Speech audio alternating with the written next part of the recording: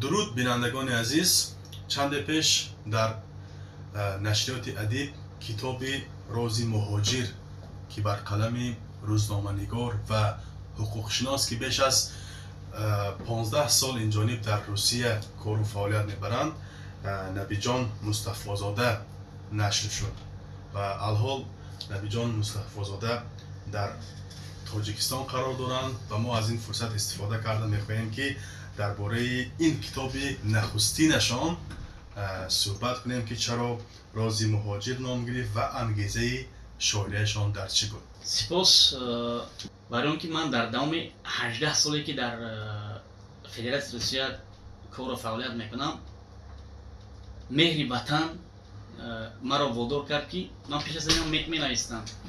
مهر وطن وادار کرد که من باز بسیار نویسم و بسیاری نوشته های من در یاد وطن است. قریب که من نوشته عشقی ندارم که در آن نسبت یگان دختری نوشته شده باشد یا نسبت یگان محبوبه نوشته شده باشد. وقتی درباره شعرهای شما صحبت میکنیم، اینجا نمیشود که نمونه های شعرهای شما رو برای بینندگان نخونیم و اینجا من یک نمونه هم میارم که میگوید خود شما: کرمل در برم، مسکو کلان است، در اینجا عمر شیرین دودوان است، زی عمر رفته خود غم ندارم، غمم از مرگ چندین نوجوان است. وقتی که میبینید که یک هموطن جان شیرین خود رو از دست میدهد، همون روز من خودم رو هیچ حساب میکنم، گریه گلوگیرم میکنم، برای چی مرگ ناگهانی وی رو پدر یا مادر اگر فرزند داشتگی باشد، فرزندوی وی چخیل وی رو قبول میکردن گفته، همون روز برای من سخت‌ترین روز میشه. بگذار که همون شخصی که یا از بم افتاد یا از بعجلی خود مرد یا یگون ماشین زد یا یگون چخیل گمکن بطور یگون بیماری افتاد، برای من فرقیت ندارد و بگذار همون آدم دیدگی هم نباشم که فکر میکنم که همین چخیل جسدی بجانی همین برادر یا خواهر رو در وطن پیشواز میگرفتگی باشم، برای اون که وی نامآور خانه بود. لیکن با همین پیدایشی وبای نو یک چیز علام‌آور بود که نتوانستند مردم که جسدی بیجان رو به وطن انتقال دهند. بسیار مردم ما در همین 2-3 ماه اول همین پاندمی گوییم اگر جسدها رو مردم رو به همونجا به خاک سپاریدند که در اینجا پدر و مادر و چخیلی که میگن همون روی خنک فرزند خود رو ندید. این بسیار روزی سخت بود. خود شما رو چی وادار کرد که روی به مهاجرت وارد و من به گفته خودتون تقریبا 20 سال است که در آنجا همچون مهاجر کار میکنید؟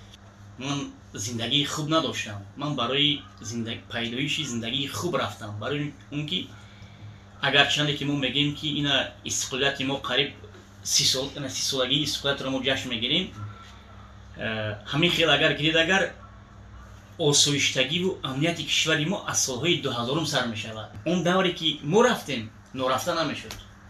زندگی من خدا رو شکرانه نه به طور عالی نه به طور از جمعیت قفل مانده به طور خوب میگذرد، ولی من اون زندگی رو خوب نمیحسابم، برای اون که دوری از وطن این برای من همچون یک انسانی که حسی وطنداری، حسی افتخار ملی دارم. اگر در بر کرمل من خانه داشته باشم هم من خود رو تهجویی یا خود رو صاحب ملک یا خود رو به دولت حساب نمیکنم.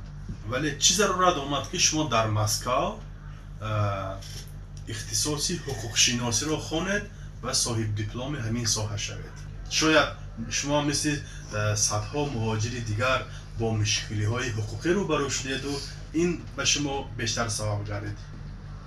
یک نفر میگفت که اگر به مهاجرت روید هم خونده روید. ما حس نمیکردیم همین چیز رو. میگفت بگذار رفت کوچرو باشید نه که باید دیپلم داشته باشی. میگفتیم نخود ما دیپلم گیریم و با کوچرو بیم. بعد درک کردیم که وقتی که چندین کارهای وزنی رو هم کردیم، هم در ساختمان هم در بازار هم در دیگر جاها حس کردیم که همون مردمی تهجویی هم کسی که یک معلوماتی عالی دارد، یک هنر ازش میبیاد، معاملهشون دیگر خیلی است و مرا همین وادار کرد که من باز یک صاحبی معلوماتی دیگر شوم. به مهاجران مهنتی یاری های حقوقی نیز میرسونید و یا شاید از آنها به شما همین گونه درخواست هم وارد می شود؟ بیشتر مهاجران یا مراجعت مهاجران بر سر کدام مشکلی های حقوقشان است؟ مشکلشون همین که ما بسیار مردمی زودباوریم، با جای کار میکنند به شرطنامه اونها رو کارفرماها چیکار میکنن؟ فریب میکنند، کار میکنند، بعد به زبان معمول کیدت میکنند. به زبان معمول بگیم که اونها بسیار مردم پرتوقعیم برای چی وقتی که یک ماه دو ماه میگذره تا اون که اون کارها باید که هر روز به طریق شرطنامه یا هر روز یا هر هفته اگر شما به طور دولتی کار کنید هر 15 روز به عباره اوانس میگن، همین چیز به داده میشوند که من فکر میکنم که در یک 2-3 ساله آینده این چیزا پورا رفت میشود. من میخواستم حالا برای هم بینندگان هم برای خوانندگان ما یک نمونه شعرتان رو قرائت کنید که بازگو کننده همین راز مهاجر باشد. خیلی که نام کتاب شما هم همین گونه هست. به هر درد دوایی هست اندر هر طبابتگاه، غریبی هم اجل باشد چگونه من بیاسایم. قبای خسروی در بر نصیبم شد اگر اینجا، شود زیبا اگر آن را به خاک و گیل بیارایم. نبی گوید زی مغز جان ایا ای هموطن باشی، کسی زین پس ننالد تا چه خواهد گشت به فردایم. خب خیلی میدونم این کتاب رو شما خیلی با شماره محدود همگی 200 نسخه چاپ کرده اید. نیت دارید که آن رو بازم بیشتر و برای اکثرا مهاجرایی که در روسیه هستند پیشنهاد کنید؟ خدا خواهد من نیت دارم که در رفع 30 سالگی استقلالت جمهوری تاجیکستان ماه اوگوست که یک کتاب دیگر چاپ می شود همچون یک وطن نامه، همین روز مهاجر رو هم با یک چیکار گیم نکنم با یک تعدادی نامحدود به تب رسونم که علاقه مردم خوش پذیرفتند.